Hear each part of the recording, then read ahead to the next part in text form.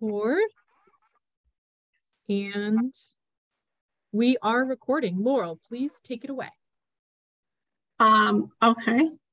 So thanks for coming to our webinar. We are the Don't Move Firewood team, Lee and I. And today we're just going to really talk about, what we do, some of our big outreach, big ticket items, honestly, how we get involved with others, how you can get involved. And I'll be going over some of our web content and the resources there that can be pretty helpful. So Lee, I think this is actually your slide. Outstanding. Yes. Thank you. So I'll begin with this broad overview and then we will get into the deep dive. Let's see if we can mute the person that is. Okay. So firewood is a very broad pathway for invasive forest insects and diseases. There are a tremendous number of different organisms that can be accidentally transported on firewood, either in commercial or personal firewood movement settings. We know that forest pests, everybody on this phone call probably accepts and knows that forest pests can and do move via the firewood pathway on a regular basis. The regulations that help stem this movement are not comprehensive and they are not consistent. And so what I mean by that is that there are often regulations that are not comprehensive in that they only govern a certain type of pest or a certain type of firewood, not all firewood. Many state regulations are like that in that they only address a given classification of firewood. And then also the regulations themselves are not consistent. So from state to state, there might be different exemptions. From one part of the country to another, there might be different federal rules that apply due to the distribution of the pests themselves. So it's a very complicated regulatory environment between different jurisdictions, pests, and firewood types. Further, new pest outbreaks come to light every year. So the situation under our feet changes pretty frequently. Some pests have particularly frequent new infestation findings right now in time. So spotted lanternfly would be a great example of that. And then other pests are pretty stable over time, largely, such as the European spongy moth. There aren't huge jumps in that pest typically, but we still have a federal regulation that applies to it. Next slide, please. Thanks. So in order to address this very complicated environment for the public and commercial firewood dealers, what we tried to do is we tried to stick to our guiding principles. Number one, our firewood campaign is actually about trees, not firewood. And our goal is not to change the use of firewood. It is to protect trees through a reduction in the movement of firewood. And I'm muting folks as they accidentally unmute themselves. Sorry.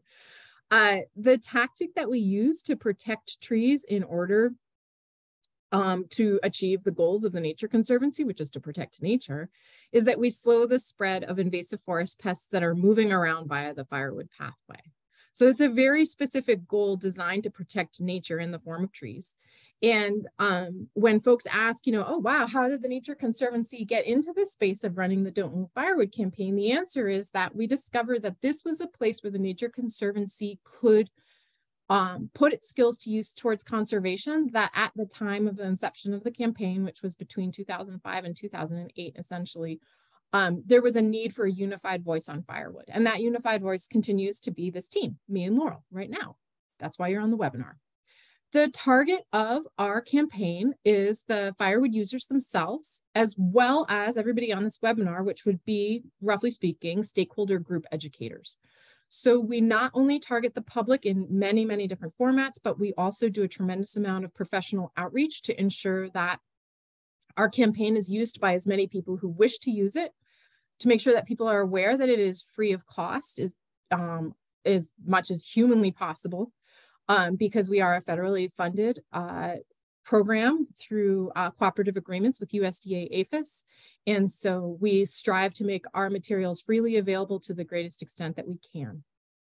Last but not least, we have an overarching message and then 3 supporting messages. So the first message is many people believe negative. So don't move firewood. And if you do research on social science, you know that telling people not to do something is not a particularly successful tactic.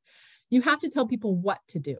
But the trickiness of firewood is that what to do is highly variable by region, by regulation, by law, by local culture, and by the needs of the actual people performing the behavior. So we tailor our audience messaging as much as we can to the different conditions of all of those different variables that I described. So in places where people need to be encouraged to buy firewood because that is the most practical and realistic way to reduce the movement of forest pests, we encourage them to buy it where you burn it. In Canada, our campaign is phrased ever so slightly differently. They say buy local, burn local. It doesn't really matter to us as long as everybody is sort of talking about buying local firewood. Either way. The other thing that's completely acceptable in many places is to gather firewood on site when it is appropriate to the landowner, the campground manager, whatever. That is also highly variable across the United States. So some people will mention gathering or collecting firewood, and other people, it's not appropriate. It results in resource degradation, so they do not suggest it. Last but not least, we tell people to buy certified heat-treated firewood in the areas that the market actually supports that behavior. Largely speaking, that is the Eastern United States, especially the Northeastern and Great Lakes quadrant. Not everywhere in the US has certified heat-treated firewood on the regular marketplace. So you can't always get it at a big box store or a corner store or a hardware store or something like that, especially in the Western United States.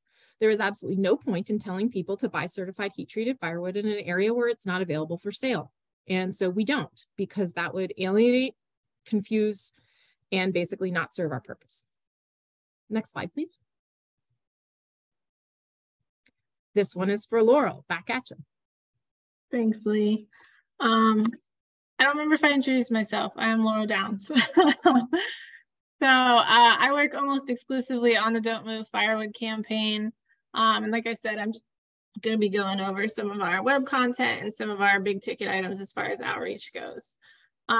So for starters, our website is don'tmovefirewood.org.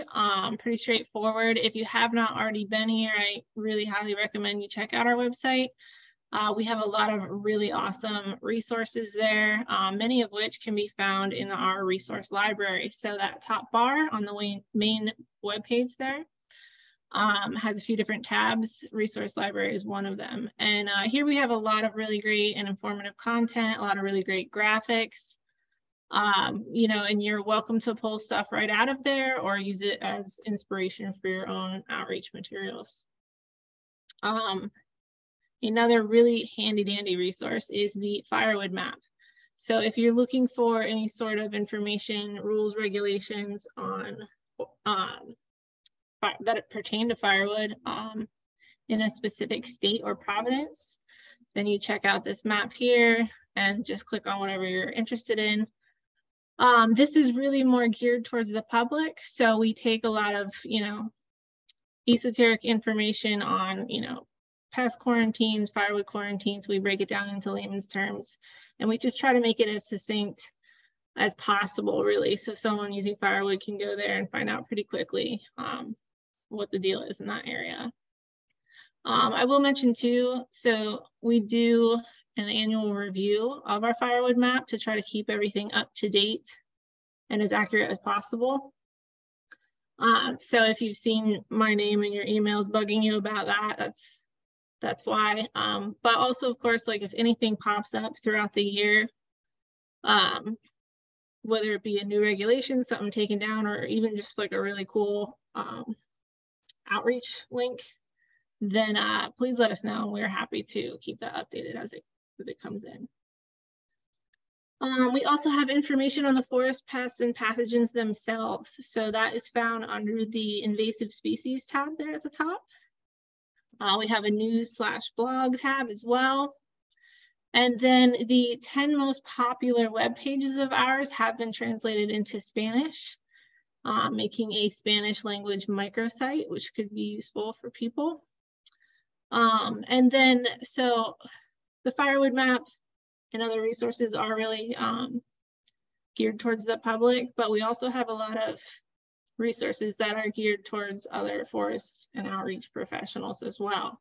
One of them is our firewood comparison report, which I will talk about in a minute. But first, it's October, and October is firewood month. And it's my favorite month, and I say that every time, but I don't get sick of it because I don't get sick of October. This is such a beautiful time of year in a lot of the country. It also is a big time of year for people to get out and enjoy their hobbies. And so we break down the month into different weeks, and each week has a theme. So for instance, the first week, we really keep it general. We talk about forest pests as they, relate to forest health, and of course are carried on the firewood pathway.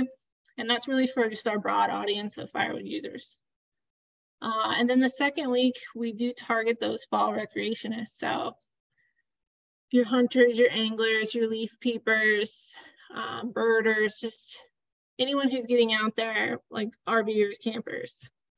And so we have a big focus on that. And then this does overlap with Fire Prevention Week as well. And so we'll tend to have a post or two about that.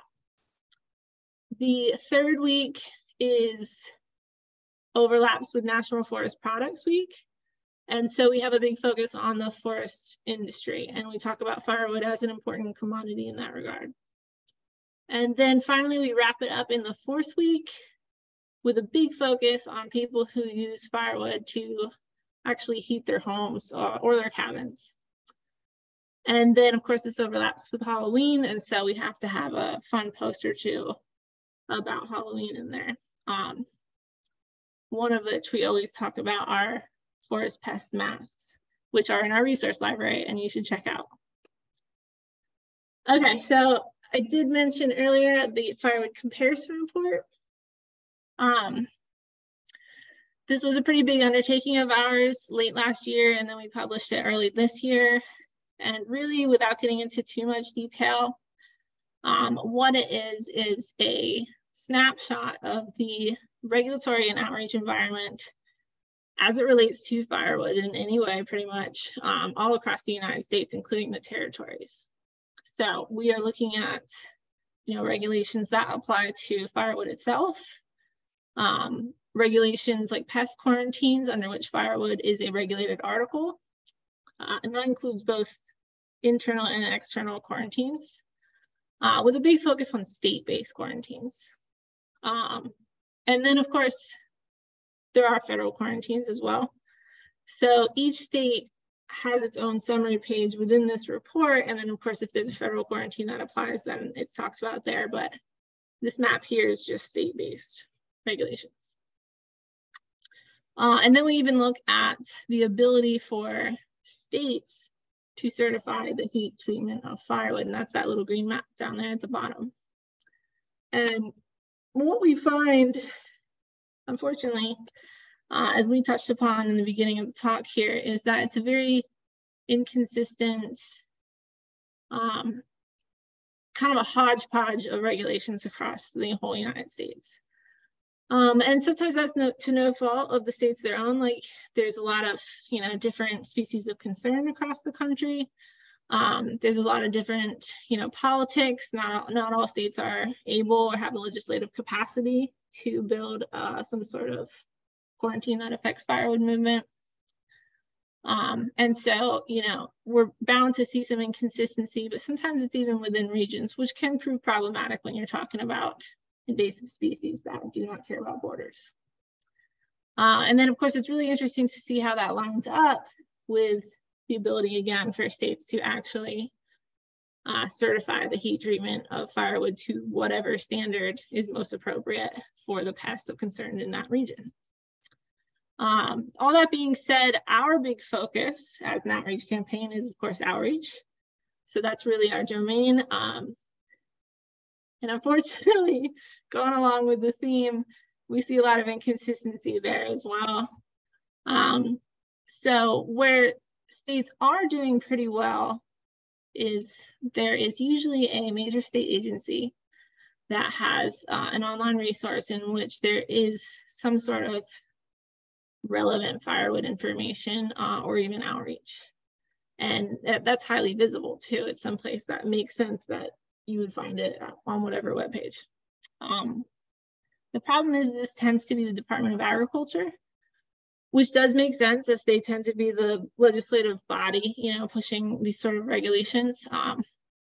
But the problem is that it's not likely that your average firewood user is going to be accessing those sort of online websites for this information. So it's great that it's there, but where we really hope to see it are other places such as state parks, and especially campground reservation portals, because those are the places where firewood users are really likely to go and actually see that information. Cooperative Extension is another great outreach resource, but unfortunately not always consistent there either. So the yellow bar there means that there is some sort of firewood information available on that site. However, it's not highly visible. So what do I mean by highly visible or not highly visible? If it takes me, who is someone who's actively looking for firewood information in all the relevant places, like 5-10 minutes to find anything pertaining to firewood, then it's not likely that, you know, that information is jumping out, and it's not likely that a firewood user is just going to happen upon it when they're not necessarily looking for that. So honestly, we see this as a really big opportunity for improvement, both among the states and ourselves. This kind of shows us, you know, where we can navigate and direct our efforts in terms of reaching out to these entities and just saying like, hey, you know, you might not even have a firewood regulation. If you do, you definitely should have some outreach on it. But even without a regulation, you know, you can always have best practice information available for the public, because I think all the states have an interest in not having invasive species invade their areas. So it's something that's really easy to do. You know, a few lines like those messages Lee was talking about: use certified heat treated firewood, gather on site when permitted, buy it where you burn it, something like that, just in like a highly visible, really like relevant place on one of these pages can go a long way. So if you're interested in finding out, you know, the outreach environment or the regulatory environment in any of these states, please check out this report. I will put the landing page for it. I just put it. Yeah. Thank you. You're way ahead of me. That is the landing page for the firewood comparison report. As I said, we had a couple versions since we first published it. We will continue to put out new versions as things change. It's a very dynamic environment. The second we put something out, you know, there's a new rule up somewhere or something's been taken down. So same thing with the firewood map. You know, if you know of a resource or you know of a change in the regulatory landscape, like please reach out to Lee or I, and we are happy to update our materials accordingly. Okay. Finally, I will talk a little bit about partner collaboration. So we do work a lot with partners, especially those groups that are doing similar work than us, obviously. So other nonprofits, for instance, NASMA is Play Clean Go Week. We do a lot of content and editing with them. We also do custom graphics in collaboration with state, tribal, regional partners. And so we have, you know, examples of that littered in our resource library, and you can find a lot of really great examples and reach out to us, you know, if you're interested in something similar, and we'll work with you and get you the wording or the imagery that you're interested in. Also, we work with other organizations, nonprofits, again, that do anything with invasive species and forest pests, and of course, especially firewood. So Firewood Scout is a really great example of that. And then finally, there's a new partner collaboration with Green Heat Alliance and the Federal Firewood Banks program. And I will let Lee talk more about that if you're interested, because as I mentioned, that is super new and she knows a lot more about it than I do at this stage. And then Lee, I think you also wanted to touch on paid advertising. Yeah, thanks, Laurel. So we have substantial different wings of paid advertising that we maintain. Here are the biggest ones that we do. So we have a longstanding donation from Google AdWords called a Google AdWords grant, where they donate in-kind advertising to us. So we have a substantial amount of Google AdWords. In some years that exceeds $50,000, $60,000 worth of in-kind donation. So we never touch money, it's just directly through Google. We use some of the funding from USDA APHIS to do banner advertisements on websites, such as Field and Stream Magazine is my favorite example. So relevant demographics that have, websites that attract a relevant demographic that have paid advertising in the form of banner ads. So we do a lot of that. We also use some of our cooperative agreement funds to do Facebook advertisements and Facebook boosted or promoted, depending on the terminology, posts, which Facebook advertisements are not part of the main feed of Facebook, but boosted or promoted posts are part of the main feed of Facebook. So those represent two different tactics and two different audiences. Then we do print publication advertisements in relevant travel related publications. Some examples, travel or home heating-ish relevant publications. So for instance, the Old Farmer's Almanac is a place we advertise state travel guides, such as like Visit Montana, Travel Oregon. The one for Colorado is named Love Colorado, which is cute. So those types of publications. We've also advertised, for instance, in Yankee Magazine, which is a regional publication for travel in New England. And then we engage in a lot of partner projects when the funds are available. Great example of this is that the Montana Department of Agriculture or DNRC, depending on the project, work with us every year to see if they have advertising funds to support advertising in RV Life, which is a RV lifestyle publication for people who own camper vans and traditional RVs and trailers. And so when we have the funding, we provide the digital advertising graphical design. And then, when they have the funding, we provide the graphical design. They do the financial placement in RV Life or Trailer Life. So we have numerous states where we have that type of relationship where if they have advertising funds that they'd like to use for a particular location for any reason, whether it's state, federal, private, who knows what types of funds, we provide them with the digital advertising graphical design free of charge. And then they place it. Another example is that we just provided some advertising of that nature to the state of North Dakota so that they could place in some travel guides with their funding with our advertising. And actually that graphic on the right with the sort of low stripy hills, that is the beautiful landscape design that represents the woody draws of Riverside, North Dakota, and the importance of respecting that North Dakota is not just all crop fields. It is actually a beautiful state with rolling hills and rivers that need to be protected, just like the rest of the country does. Next slide, please. Oh, great. Oh, look at this. We are right on time, Laurel. Great. So we wanted to make sure that these presentations, we've done a number of these presentations, and we wanted to make sure that the presentations are really open to the discussion and questions that you all have. So the overview we just provided is designed to be short, sweet, and comprehensive of the scope of our project, but we now have about a half an hour to address any questions, concerns, experiences, future directions, whatever you would like. So the design of this webinar is to be interactive. You can take yourself off mute, or if you prefer, you can type into the chat box. And we can just leave this slide up for a few minutes in case anybody's writing down our emails. That's it. Laurel, do you have anything to add before we go to open Q&A? No, I think the only thing I would add is a little tidbit on the firewood comparison report. So as I mentioned, like the firewood map is geared towards the public. The firewood comparison report is a lot more jargony, and it has like the actual links to like the legal language of the quarantines themselves, which are not in the firewood map. So if you're looking for any sort of very specific information like that, definitely go to the firewood comparison report.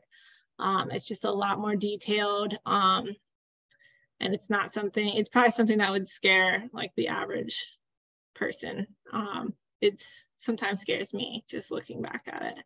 So it's a lot of information. It has a ton of information in it. And actually that really speaks to one of our first slides that we showed you all, which is that we do have two audiences. We have the audience of the public themselves, and the Firewood map, which is clickable and written in layperson language, addresses the audience of Firewood users themselves. And then we have the audience of outreach professionals, like I would assume most of the folks that are joining us on the call today. And outreach professionals often want to do a deep dive into, say, like, what exactly are the rules, like to the legal wording? What is my neighboring state's rules? Because I'm just curious what they're doing. That information is hiding out in the comparison report. So it's a totally different audience and therefore is written in a different style and format. And the Firewood map, the facts of the Firewood map are cross-checked to the Firewood comparison report because the facts themselves do not vary according to audience, but the language and the accessibility and the format varies greatly. Yeah, and there were some significant changes, of course, after the federal deregulation of emerald ash borer. So if you're used to, you know, a certain situation out there, it might certainly be different at this point. So it's worth taking a look. That's right. And Laurel brings up a great point, which is that one of the biggest drivers of the writing of the Firewood comparison report was the significant changes that we were seeing. So the changes that we were seeing in the regulatory and outreach environment as a result of deregulation were warranted a fresh look at the entire big picture to see what exactly was going on at that scope. So normally we do an annual review, and that is normally sufficient. It was not sufficient with the number of changes and the variety of audiences that we needed to reach, and that's why we did the Firewood comparison report, which is a much deeper dive. So we're just talking until somebody calls out a question. So please take yourself off of mute, ask us something. So Morgan from New Hampshire, let's start out with Morgan. Also, just for the record, when we put this into a video recording format, you can't see the chat. So I'm going to read every chat, or Laurel will read chat, depending, so that it's on the record. So Morgan from New Hampshire says, I dislike having to get on social media, but it is strongly recommended, and I understand that it is an important and useful platform. Does the Don't Move Firewood group have any suggestions to make use of social media easier from a regulation standpoint, parentheses, where I'm coming from, or less painful? And my suggestion is that social media is not an add-on. It is its own specialty. Your information officers, just like you wouldn't be the one doing graphical design unless you are a graphical designer, your social media accounts should have a professional assigned to them at some point in their work plan. I think one of the biggest problems is that because social media for the layperson is a fun thing to do with your spare time, we take that into our professional worlds. And social media done right is not like that. It's actually a professional part of your work plan in a communications plan that requires strategy and experience. And so, Morgan, I agree. It can be really hard to take it on as a side duty, and that is the nature of it. It shouldn't be a side duty. It should have a distinct work line.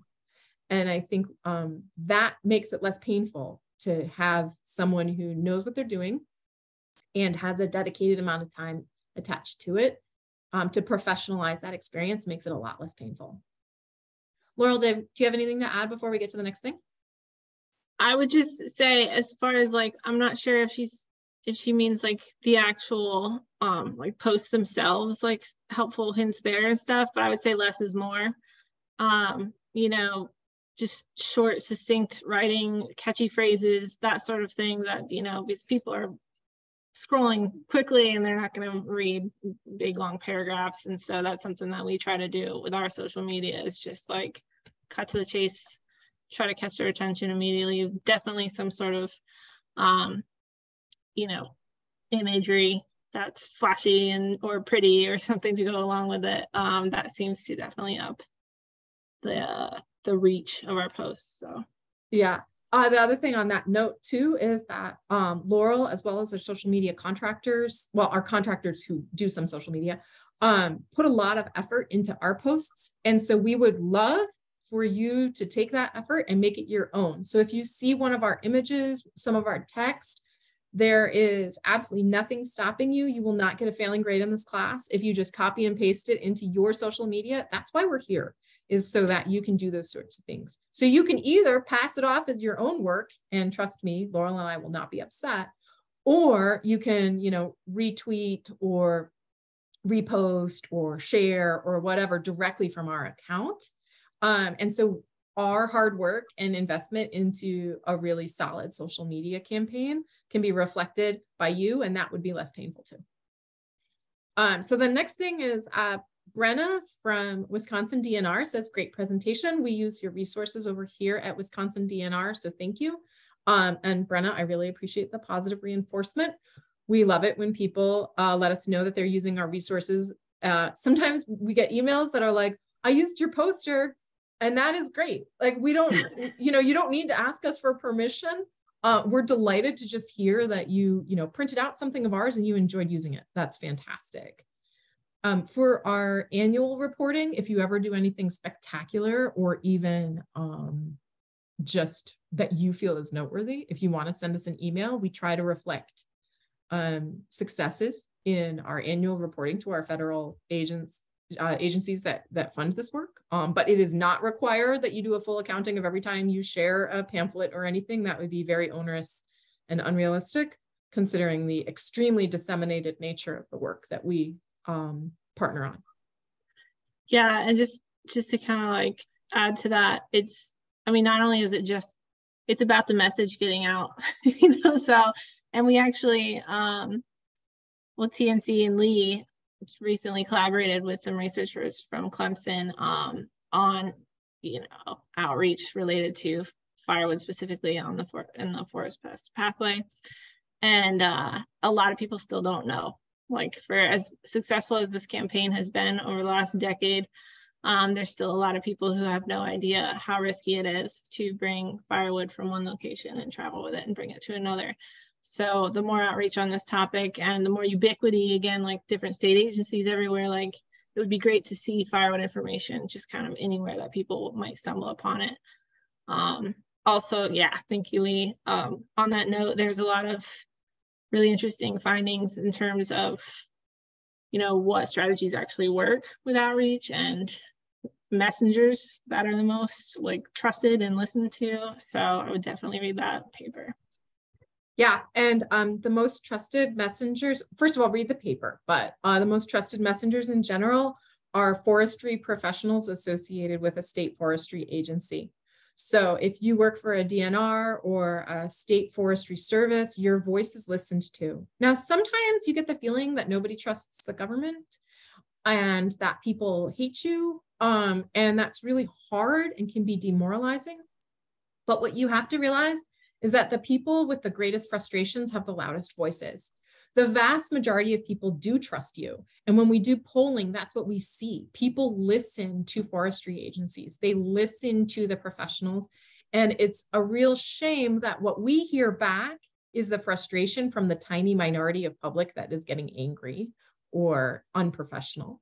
But the vast majority of people are listening, and they trust the messages that we provide as not only the Don't Move Firewood campaign, but also that you all provide in the field or at campgrounds or at offices or whatever. So I think one of the things that comes out of this paper is that people are listening and they want to learn and they want to do what's best for the trees. And certainly if you go somewhere like social media where frustrations can rise to the top because of the way the social media is engineered itself, it can be hard on you professionally. So know that people are listening. It can be entertaining as well, though. That's right. Okay, so Brenna says, we, the Wisconsin DNR Forest Health Department, recently used one of your graphics in a newsletter and cited it as Don't Move Firewood, the Nature Conservancy, and linked it to your website. Is this okay? Or how would you like to be cited? And she says, I totally should have asked before, but better late than never. That's fantastic. I think with citations, less is more. And so I would certainly say, if you ever want to use our materials, anyone, if you ever want to use our materials and just cite it as Don't Move Firewood or don'tmovefirewood.org to kind of nudge people to go to the website, that's fine. You don't need to add the Nature Conservancy unless you would like to. The Don't Move Firewood campaign does not use Nature Conservancy co-logos everywhere because we don't feel it's necessary in order to get our language and messaging across. So it's really kind of up to you. If you feel like that would be well received by your audience, please add it. If you feel like just citing, you know, this graphic is courtesy of Don't Move Firewood, then that's great too. In some places, people are like, I don't think the Nature Conservancy's logo will help us here. You know, maybe people have a negative association in this community with the environmentalists. That's fine, then skip it.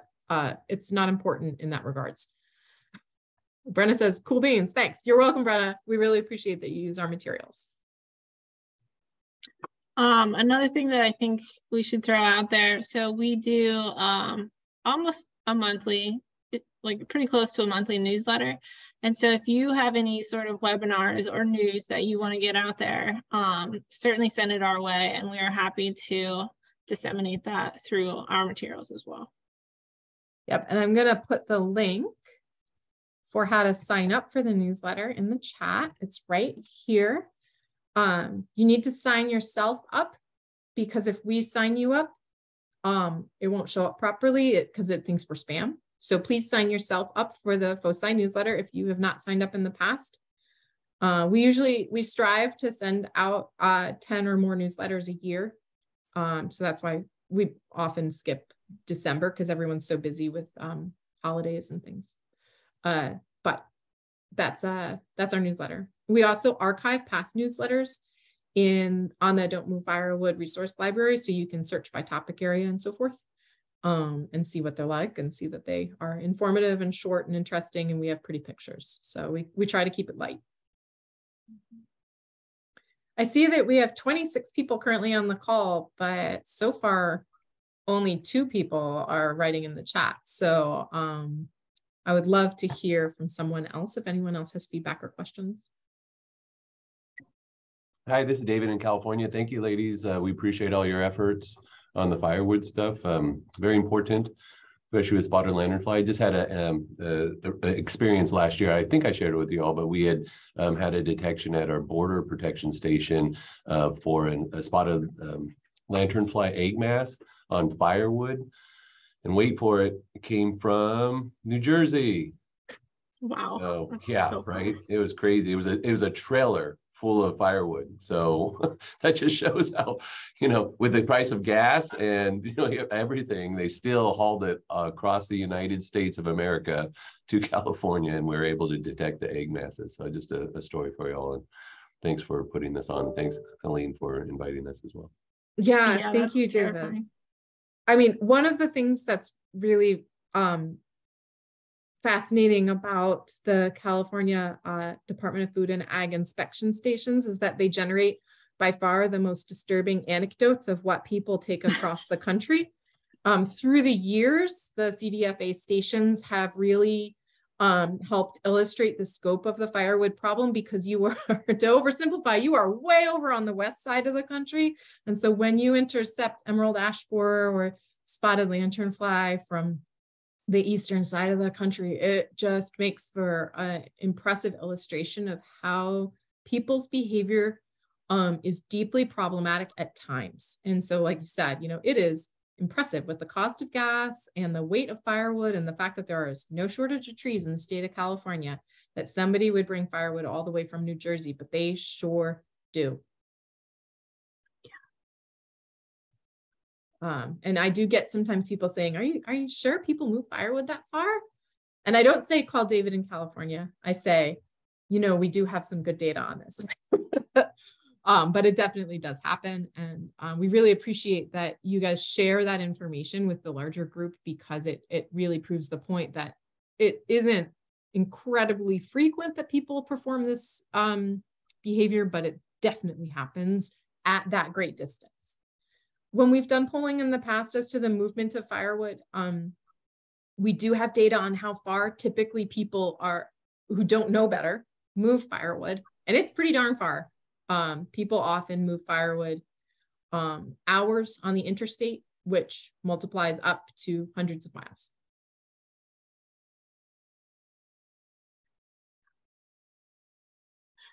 We have 18 more minutes of our undivided attention. So I would be delighted if anyone else is interested in us highlighting a resource, asking about the availability of anything we've got.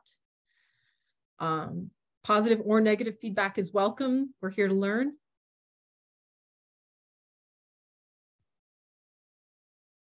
David, you could tell us more entertaining anecdotes about. No, I mean, it just, getting into the psychology of human beings, because we do a lot of tabling as well, right, with international sportsmen's expos or, campers events, those type of things, campground owner events, educating folks about the movement of firewood. And I'm always surprised, I can see the light bulb go off, but I think it's an economic thing, right? People think, oh, I got to bring my wood from home instead of buying it at the campground because it's going to be so much more. It's really a struggle to kind of understand the mentality of some folks and why they bring wood such a far distance. But just trying to crack that nut on the psychological motivations for people are kind of interesting.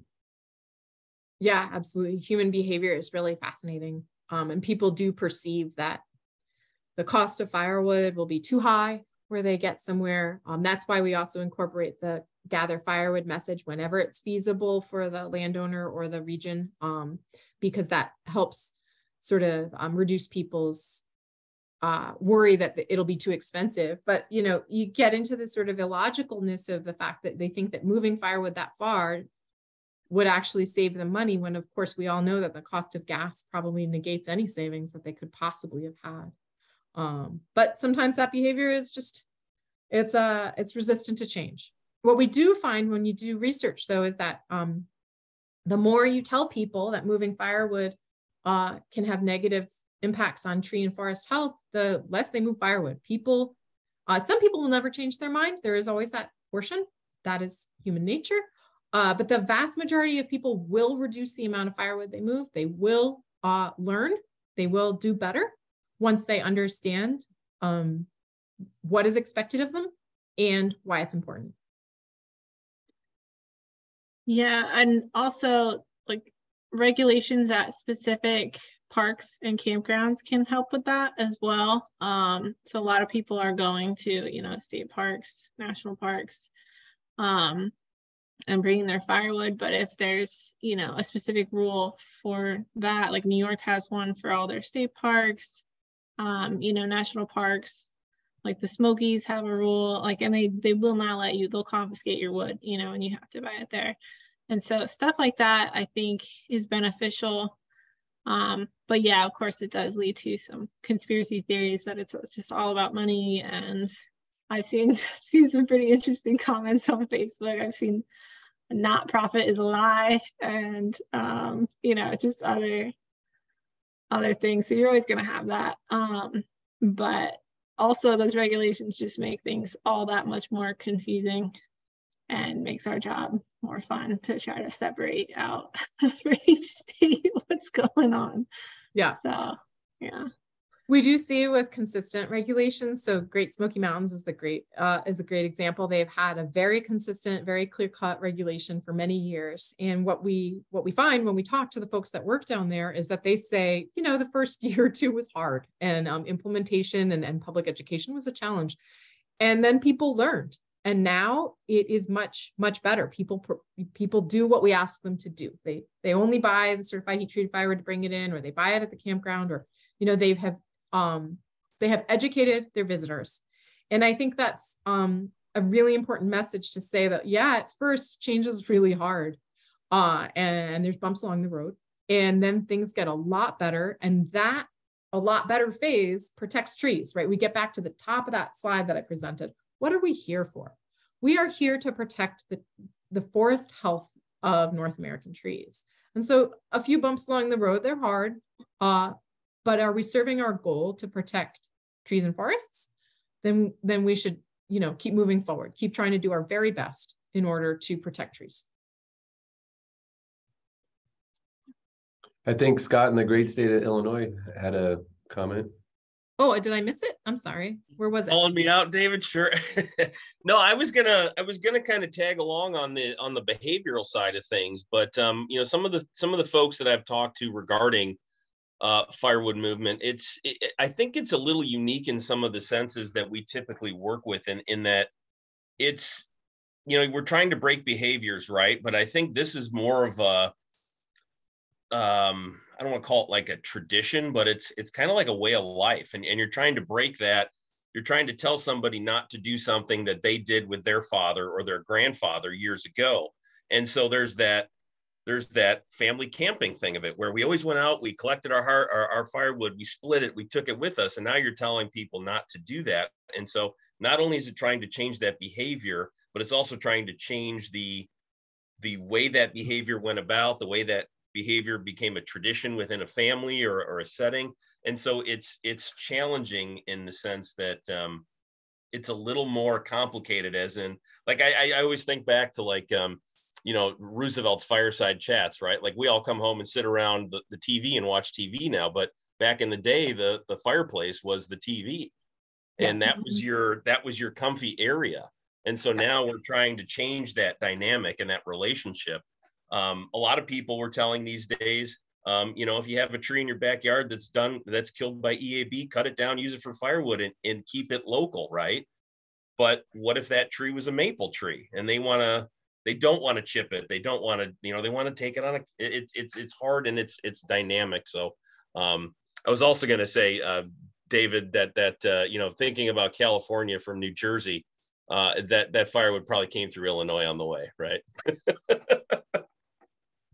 Well, Scott, as soon as you put up border inspection stations around the state of Illinois, we'll start getting amazing anecdotes. Yeah, we're working on our firewood regulations right now, and it's been a long time coming. And additionally, talking about inconsistencies and stuff, that was one thing that we worked on as at least a central plant board, and somewhat national. But like you mentioned, what works in California isn't going to work in New Hampshire and Texas and North Dakota. So trying to keep it on a regional perspective, yes, I think is going to make a lot more sense. But that's kind of what we were striving for. And again, it's not going to be unified, but hopefully it's going to at least work with most of the bordering states within a regional area. Yeah. And to be clear, the findings of the firewood comparison report are that we have a lot of room to grow for regional consistency, basically. And there is nothing that we wanted to get across, like we should all be doing the same thing. That is not the message that we are trying to get to you. It is that, for instance, if you say, when you are working on new regulations for Illinois, it is really important to review the local conditions of the adjacent states and see, like, okay, well, 4 out of 5 of these states currently certify firewood to this treatment. We should probably accept that firewood into our state as part of our external quarantine, because that would make the system make sense to both the commercial sector as well as the public sector. But I want to take it back to your comment about, sort of like, well, my grandfather always did it this way, and so I should do it too. The emotional component of firewood use cannot be overstated. It is, I will disappoint my family in our big annual gathering, and I won't get the moment I've been waiting for when I made this camping reservation 6 months ago at this popular national park. I won't get that beautiful moment that I wanted. And in no way should the work of the Don't Move Firewood interfere with that family vacation. That's why we provide multiple alternatives, and we work really hard to say, it's not that we don't want you to have a campfire if your goal is to have a campfire. It's that you should follow a safer behavior. And hopefully that way we kind of get around that, that really gut feeling that firewood is really important, because that's not what we're trying to change. And Scott, you know this, but I'm just trying to reiterate it. We're trying to make sure that they have safer firewood using behaviors. and not interfere with the beautiful family vacation and the moment and that emotional attachment to the campfire that people really have. And at the beginning of the Don't Move Firewood campaign, before I was hired, I think it was in 2006, they actually did a whole bunch of focus groups, and they found that people have a lot of romantic, and put your eyebrows up, romantic associations with firewood as well. And so we don't want anything to do with interfering with your romantic associations with firewood.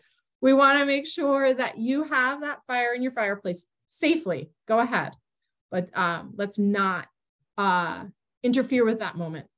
So let's see, we got another person in the chat. Nancy says, an area that is underserved is the trail rider and horse campers. I am one of them, and I'm always polling my people. They load home and bring wherever they trail ride. They are rural and they have a trailer at the farm. Horse campgrounds might check for horse health, but not firewood. I always think Trail Rider magazine would be a great outreach magazine. And absolutely. And Nancy, because you have provided that feedback in the past, we have incorporated trail and horse magazines into our print plan when our budget allows. It's actually a particularly expensive demographic.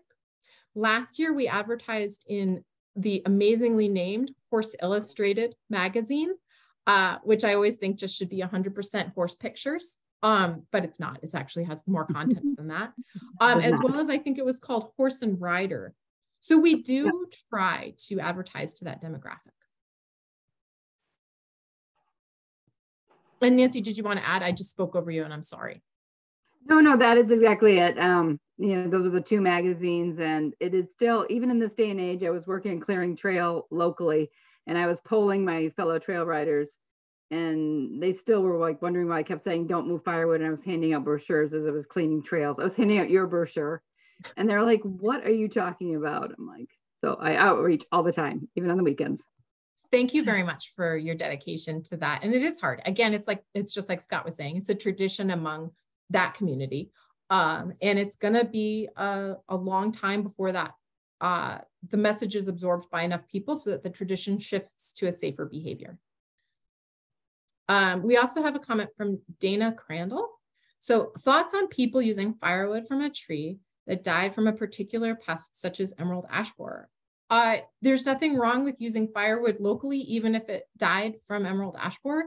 The problem is when you transport the firewood. So in the areas where you have significant pests, the biggest message is use your firewood on site. You are welcome to give it to your literal next door neighbor if they have a use for it and you don't. But the shorter distances of movement are safer, because when you transport firewood that has emerald ash borer likely surviving in it, you can easily start a new infestation. And there's ways that you can make firewood safer even if it has been infested by emerald ash borer, but you can't have a margin of safety that is close to 100% without heat treatment.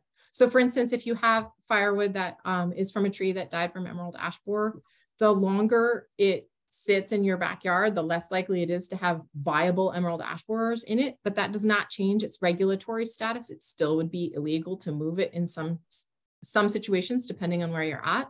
What it does do is it reduces risk. And Dana says, thank you, and you're welcome. Well, we should probably go in about 1 minute. So does anybody want to get the last word in via chat or taking yourself off of mute?